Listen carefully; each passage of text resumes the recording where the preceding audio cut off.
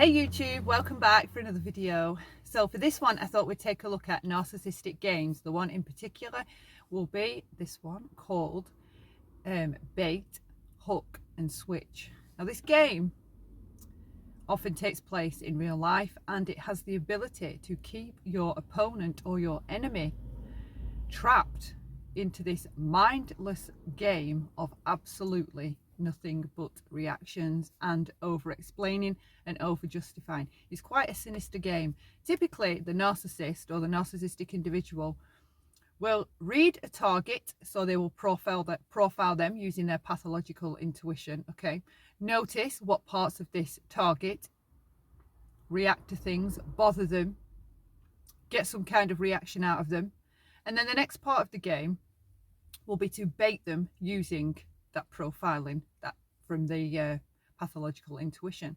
So say that somebody has an issue with being called a liar. We see them up on a panel screaming and shouting about how they're not a liar. Okay, that would be my cue, if this was me, to pay attention. This person has deep-rooted issues with being called a liar, thus the huge reaction. So I would bait them by calling them a liar, right?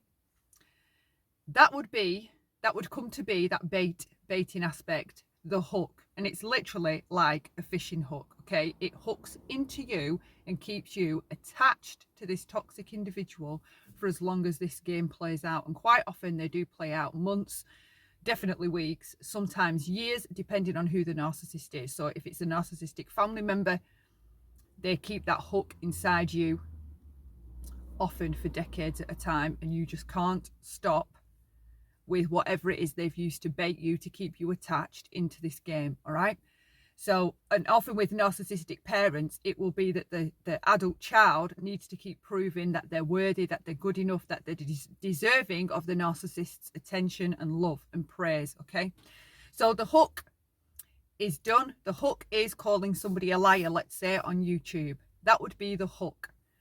Now what keeps the hook attached inside is the target consistently, persistently and obsessively reinforcing the idea how they're not a liar. Okay, just look around. I mean, we see these people pop up in chats to affirm they're not a liar. They go on panels, they strike up their own lives. So you can see just from that kind of an observation how powerful this hook is if you've read your target correctly. Then the next stage of the game, the narcissistic game, comes the switch, and that is where they switch everything around. Okay, to make it look like you are the liar. So they will start switching stuff, they will talk to people, they will claim that you've attacked them first, you started this is all down to you. They will just switch all the aspects of how this actually happened around, so that it appears to other people that it's you that's the problem and not them. Okay, so you really have to, this is why we really have to be conscious and observant about monitoring our own reactions, because often when we see this game take place, when we see it take place as long as they do, there is some narcissistic behavior involved. Healthy people, to my mind, do not keep these kinds of games up for months and months, weeks and weeks and weeks and weeks, consistently toying with somebody. Okay, so if you have, for example, a deep-rooted issue with being called a liar, if you are unable to be still and peaceful and mindful, knowing that other people are calling you a liar, if you can feel the irritation creep in and the anger and the annoyance, right, to the point that you need to jump up and justify and explain how you're not a liar. Often there's been a time in our history, in our past, where we were made to feel that we aren't believed, somebody doesn't believe us, and we had to keep reaffirming we were honest, or keep trying to prove that we weren't a liar, that we weren't a bad kid, we're not a bad person. So sometimes it is an idea to go back over your own past, over your own timeline, and see if there were any instances in your past where it really affected you or bothered you, that people around you perceived you to be a liar. Because all these tricks that narcissistic types or toxic people use they read us well. I cannot express just how powerful their pathological intuition is and how on point it is in reading people and their weaknesses and vulnerabilities. So this hook, how do you get rid of the hook?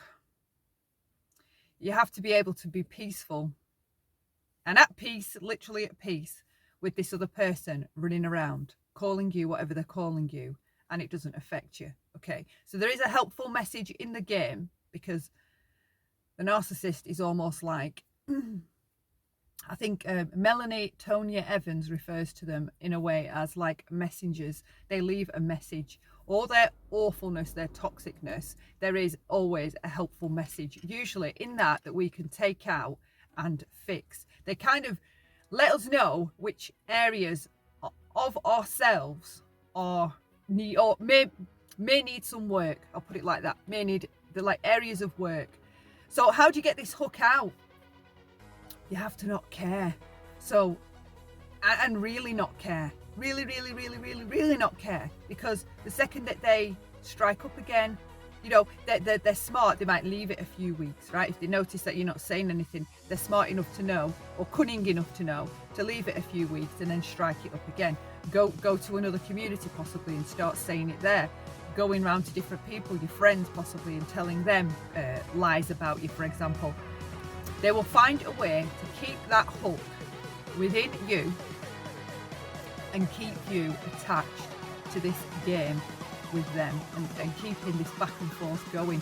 So it's more this, just be smart, be careful that that's not what's going on when we're keep responding to people, keep reacting to them because they keep saying things about us. Quite often they are narcissistic type games. There isn't any way to win except not to play. I'll close it off here. I've raced out to the car, tried to get some of the daylight, make the most of it. I hope you're all well, staying safe. Love lots. Bye for now.